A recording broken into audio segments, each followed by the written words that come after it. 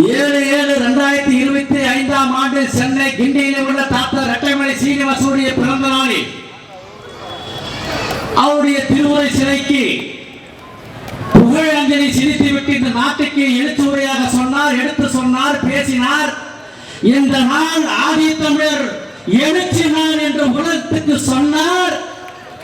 அத்தனை தமிழ் தேசியம் தலைவர்களுக்கு தலைவலியும் வந்துவிட்டது. அவர்கள் வீட்டில் வாங்கியும் எடுத்து விட்டார்கள்.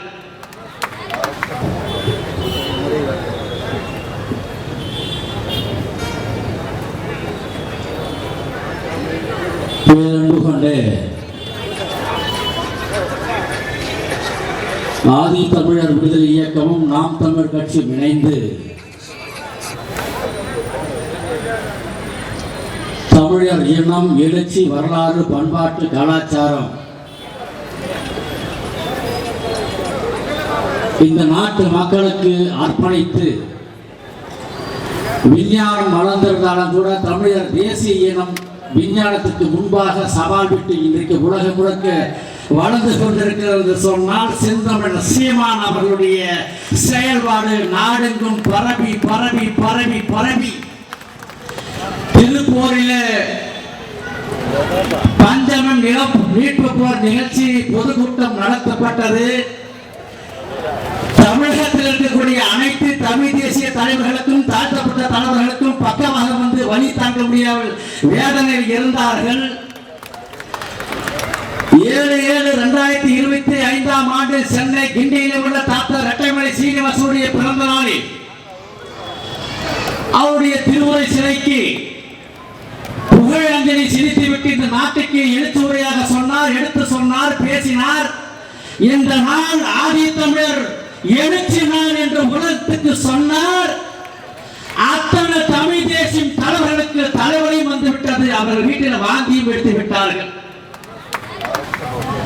ஆக அப்படிப்பட்ட ஒரு மகத்தான வரலாறை இந்த நாட்டில் படைக்க வேண்டும் என்பதற்காக தான் அண்ணன் செந்தமிழ் சீமான் அவர்கள் எடுத்துக் கொண்டிருக்கின்ற அந்த தமிழ் தேசிய கோட்பாடு, தமிழர் இனத்தினுடைய வரலாறை இந்த மண்ணில் நாம் விதைக்க வேண்டும், தமிழரே ஆள வேண்டும் என்ற எழுச்சிமிக்க கருத்துக்கு தான் அண்ணன் ஆதி தமிழர் விடுதலைக்கத்துடைய பொதுச் செயலாளர் தேசிய பாதுகாப்பு சட்டங்களையும் தடுப்பு சட்டங்களையும் எதிர்நீச்சல் போட்டு பல்வேறு வழக்குகள் சந்தித்து இன்றைக்கு அண்ணனோடு களமாடுகிறார் என்று சொன்னால் பொன்னேரி நகரம் நடத்துகிற இந்த முப்பெரு விழா எடுத்துக்காட்டாக விளங்குகிறது என்பதை நீங்கள் புரிந்து கொள்ள வேண்டும். பொன்னேரி நகரம் என்பது மிகப்பெரிய பாரம்பரியமிக்க வரலாறு சிறப்புமிக்க நகரம் என்பதை நான் சொல்ல கடமைப்பட்டிருக்கிறேன். 40 ஆண்டுகளுக்கு முன்பாக ஆரிசன் என்ற வார்த்தை அது இழிவான சொல், அது மக்களுக்கு எதிரான சொல், தமிழர் இனத்திற்கான எதிரான சொல் என்றெல்லாம் அதை எதிர்த்து இந்த நகராட்சியில் அமர்ந்து அந்த தீர்மானத்தில் வாசித்து அரசன் என்ற வார்த்தை அகற்றிய மண் இந்த பொன்னேரி மண் என்பதை நாம் புரிந்து கொள்ள வேண்டும். அது மாத்திரமல்ல, 1993 ஆண்டு ஈழத்தில் அதிபயங்கரமான போர் நடந்து கொண்டிருக்கிறது. தமிழ்நாட்டில் பல்வேறு அரசியல் கட்சி தலைவர்கள் இருக்கிறார்கள், தமிழ் தேசிய இயக்க போராளிகள் இருக்கிறார்கள், தமிழ் இனத்தை பாதுகாத்துக் கொண்டிருக்கிறோம் என்றெல்லாம் பேசுகிறார்கள்.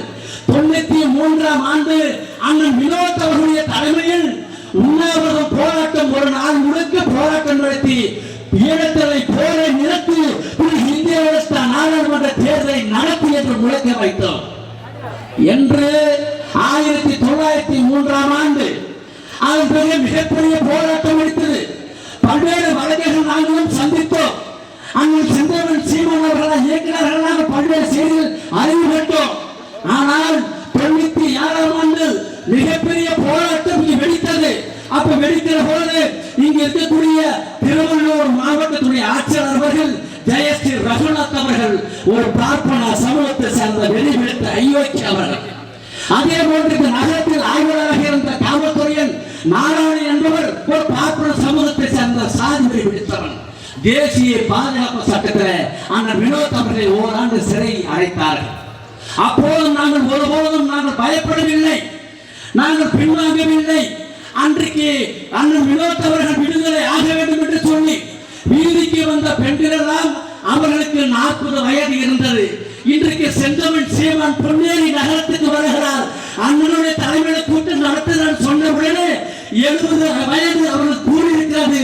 எல்லோரும் வந்திருக்கிறார்கள். அது வரலாறு. செந்தமிழ் சீமான் வாழ்ந்து கொண்டிருக்கிறார். தமிழ் தேசிய விடுதலை படைப்பார், தமிழ் தேசிய அரசியலை நிர்ணயிப்பார் என்பதை உறுதியாக இருக்கிறது என்பதை நாம் புரிந்து கொள்ள வேண்டும். என்ன சுதந்திரம் பெற்றிருக்கிறது? 75 ஆண்டுகள் சுதந்திரம் பெற்ற நாடு. பொன்னேரி தொகுதியில் என்ன செய்திருக்கிறது என்பதை நீங்கள் அறியப்பட வேண்டும். குறிப்பாக ஓரிரு செய்திகளை மட்டும் சொல்லி நிறைவு செய்கிறேன். சுப்பிரமணிய நாடாளுமன்ற ஐயா அவர்கள் ஒரு 50-60 ஆண்டுகளுக்கு முன்பாக பொன்னேரி நகரத்தில் மிகப்பெரிய பள்ளி தேவைப்படுகிறது என்று சொல்லி அவருடைய சொந்த நிலத்தை தானமாக அரசாங்கத்துக்கு வழங்கி அரசு ஆண்டு பேருநிலை பள்ளி உருவாக்கி இன்றைக்கு அற்புதமாக நடந்து கொண்டிருக்கிறது. எல்லோரெல்லாம் படித்துக் கொண்டிருக்கிறார்கள். அதே போன்று உலகநாதன் நாராயணசாமி என்பவர்கள் சொந்த பணத்தை ஒரு தனியாரிடம் நிலத்தை வாங்கி மிகப்பெரிய கல்லூரி கட்டி இன்றைக்கு 80 ஆண்டுகளுக்கு மேலாக அந்த கல்லூரி நடந்து வருகிறது. எல்லோரெல்லாம் படித்து இன்றைக்கு பட்டதாரிகள் ஆகியிருக்கிறார்கள் என்று சொன்னால் எந்த அளவுக்கு நல்லவர்கள் இந்த மண்ணில் வாழ்ந்திருக்கிறார்கள் நாம் புரிந்து கொள்ள வேண்டும். அப்படிதான் வேம்பாத்தில் வசிக்கின்ற கண்ணையா நாயுடு என்பவர் 14 பிள்ளைகளை பெற்றெடுத்த மிகப்பெரிய பெருமகான். அந்த பெருமகான் பெண்கள் இன்றைக்கு ஒழுங்கப்பட்டிருக்கிறார்கள், நசுக்கப்பட்டிருக்கிறார்கள். அவர்களுக்கு என்று தனியாக பெண்கள் மட்டும் படிக்க வேண்டும் என்பதற்காக, பெண்கள் பள்ளி துவங்க வேண்டும் என்பதற்காக 5 ஏக்கர் நிலத்தை இலவசமாக கொடுத்து பொன்னேரியில இன்றைக்கு பணி நடந்து கொண்டிருக்கிறது.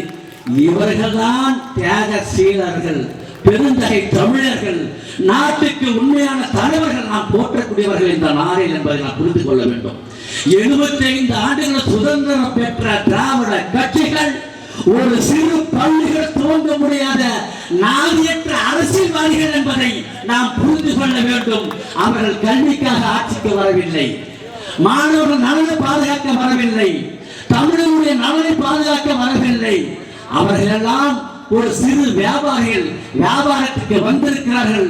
அந்த தந்திரத்துக்கு தமிழர் இனம் ஏமாந்திருக்கிறது. வாக்களித்து விட்டோம், இனிமேல் ஏமாற மாட்டோம். செந்தமிழ் சீமானுடைய அரசியல் தத்துவம் ஆறாக செல்லுகிறது, கடலாக செல்லுகிறது, விமானமாக செல்லுகிறது, ராக்கெட்டாக செல்லுகிறது. ஒருபோதும் நீங்கள் ஏமாற்ற முடியாது. தமிழர் ஆட்சி வெல்வோம்.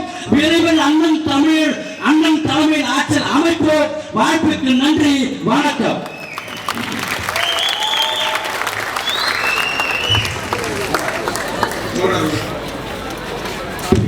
தோழர்களுக்கு நன்றி. அடுத்தபடியாக நாம் தமிழர் கட்சியுடைய கொள்கை பரப்பு செயலாளர்